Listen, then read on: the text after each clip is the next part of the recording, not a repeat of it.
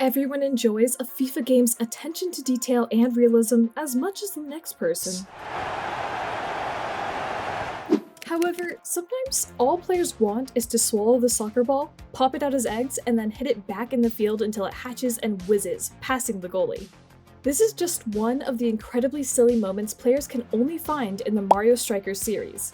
Mario Strikers Battle League is no exception. Trying to outflank your friends and score goals while engaging in a distressing amount of kung fu with no sifu in sight had players snarling in anger one second and dying of laughter the next. Well, you may know kung fu, but you're still a fairy. Well, players can't really ask for more than that. However, it's been around 15 years since Nintendo gave Mario series lovers the last Mario Strikers, and shockingly, only a little has changed since then. That competitive intensity and over-the-top mayhem is a formula that holds up remarkably amazing. Keep tuning in until the end to find out more about Mario Strikers Battle League. Mario's twisted version of soccer has 2 teams of 4 that compete to kick, throw, stomp, or headbutt soccer balls into the rival team's net in a highly chaotic fashion that only bears the faintest resemblance to the real-world sport that inspired it. The premise is simple to pick up and you learn in a matter of seconds, but what's impressive is how complex it can get as your skill and desire to win grows. Perfecting your power shots, learning to time your dodges, and figuring out how to best use on-field item pickups are all ways to make you a master out on the pitch. Eventually, it feels similar to a well-tuned fighting game, where every action has a natural counter. Each match tests your reflexes and ability to read your opponent's intentions. A good example of that balance and depth is the ability to tackle enemy players to the ground at any time, immobilizing them for several seconds that can feel pretty toxic if you're playing against an especially rude team.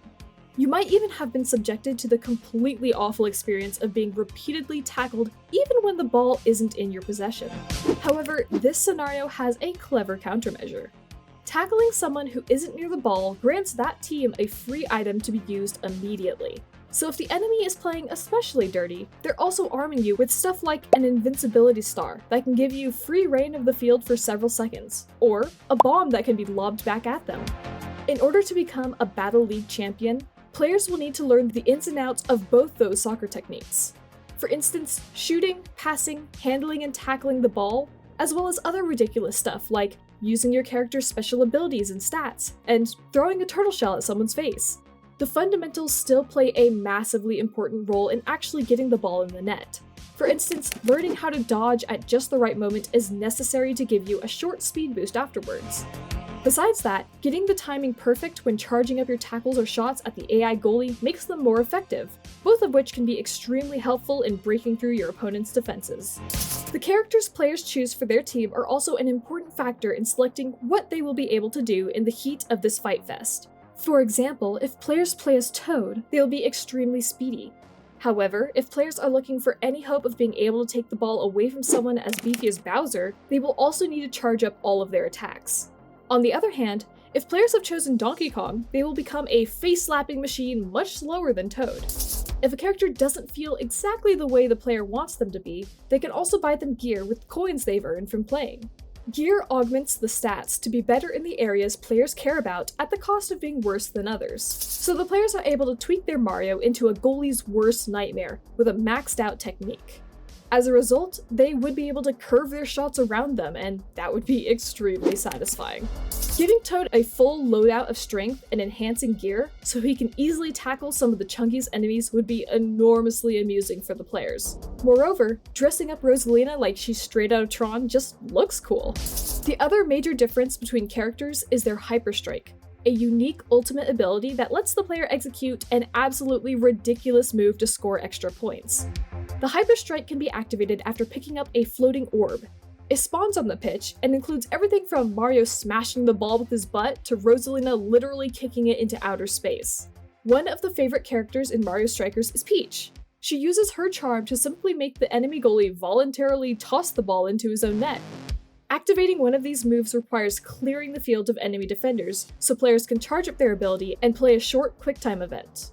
However, the risk involved is well worth it. Not only do you get to see a dope cutscene play out, but if you successfully pull one off, it grants the player's team 2 points.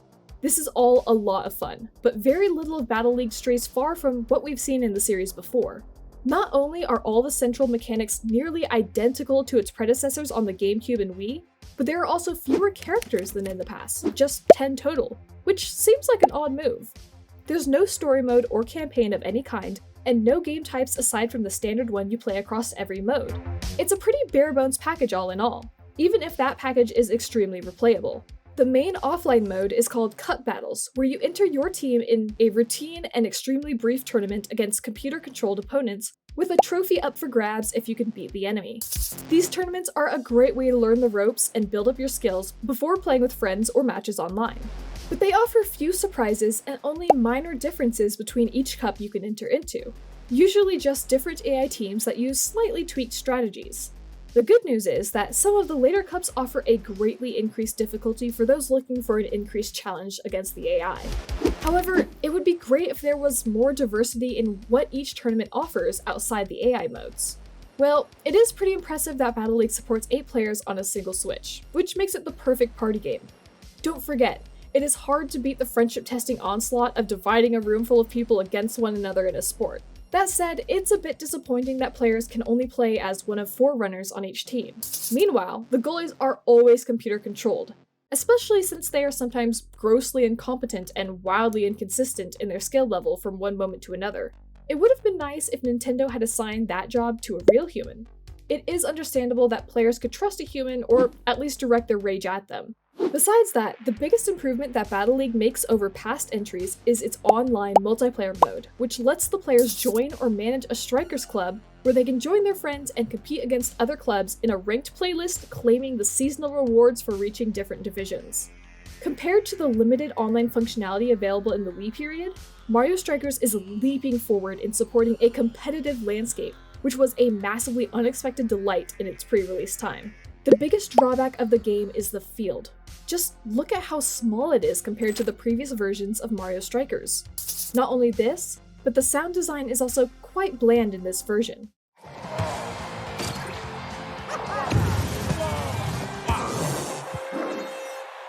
When players used to play the previous versions, it really had some awesome sound effects when shooting and hitting the ball. Here's a list of cons that covers the game's negative points that make it less attractive compared to other games. No slide tackle button. No sidekick characters.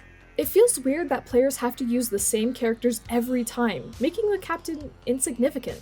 The dodges aren't really game-changing. For instance, it would be fun if Hammer Bro could throw down the hammer to hit the person tackling them.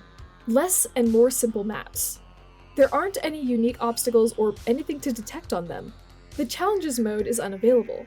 The challenges available in the charged mode were quite fun. There aren't any unlockables. So far, it seems to have a surprisingly few number of bells and whistles to sustain a sweaty community of tryharders. Players can only join online matches with 2 players playing locally on the same Switch. Yep, this means players really can't take a full in-person hangout online without multiple systems. Mario Strikers Battle League is a part skillful soccer game, part ruthless brawler, and almost always a complete blast to play. If players have tried any games in the series before, there won't be many surprises in this Battle League for them. The small roster of characters and game modes is definitely disappointing. However, what's exceptional here is never-ending fun and replayability. The online mode and time are quite impressive as they set the stage for a ranked playlist that players usually look forward to grinding their way to the top. That was all for today's review. Hopefully it will help you decide whether this game is for you or not. See you all in the next video. Till then, take care and bye bye!